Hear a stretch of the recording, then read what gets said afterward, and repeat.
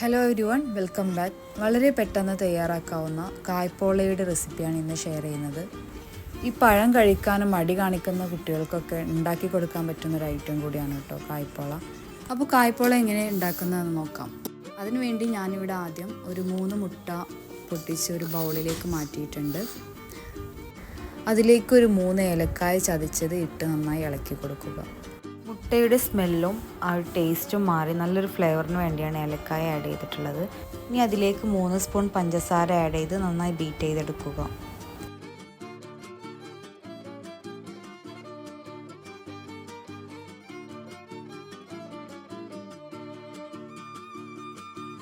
ഒരു ബൗളിലേക്ക് 1 സ്പൂൺ നെയ്യ് ഒഴിച്ച് ചൂടായി വരുമ്പോൾ നമുക്ക് കാഷ്യൂ നട്ട്സും കിസ്മിസും ഇട്ട് കൊടുക്കാം.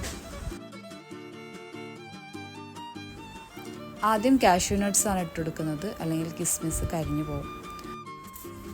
കാഷ്യൂ നട്ട് ഒരു ഗോൾഡൻ കളറായി മാറി വരുമ്പോൾ അതിനൊന്ന് മാറ്റിയെടുത്തിട്ട് കിസ്മിസ് ഇട്ട് കൊടുക്കാം.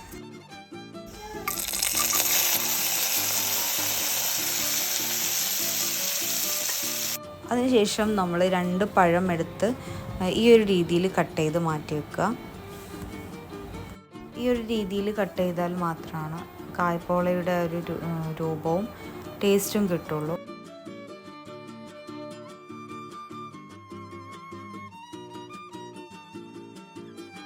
അതിനുശേഷം കട്ട് ചെയ്തെടുത്ത പഴം നെയ്യിലിട്ടൊന്ന് വാട്ടിയെടുക്കാം.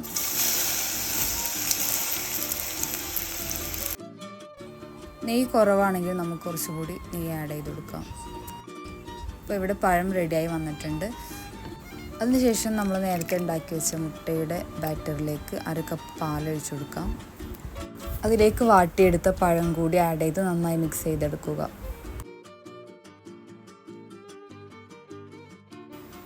ഇനി ഒരു നോൺ സ്റ്റിക്കിൻ്റെ ബൗളിലേക്ക് നെയ്യ് ഒഴിച്ചതിന് ശേഷം ഈ ബാറ്റർ ഒഴിച്ചെടുത്ത് സെറ്റ് ചെയ്തെടുക്കാം.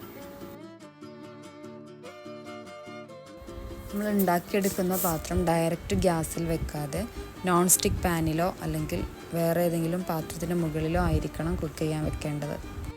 ഒരു 15 മിനിറ്റ്സ് കുക്ക് ചെയ്തതിന് ശേഷം വേറൊരു നോൺ സ്റ്റിക്ക് പാനിലേക്ക് അതിൻ്റെ ടോപ്പ് ഭാഗം തിരിച്ചിടാം. അപ്പോൾ ഇവിടെ കായ്പോള റെഡിയായി വന്നിട്ടുണ്ട്. ഇത് നമുക്കിനി കട്ട് ചെയ്ത് സെർവ് ചെയ്യാം.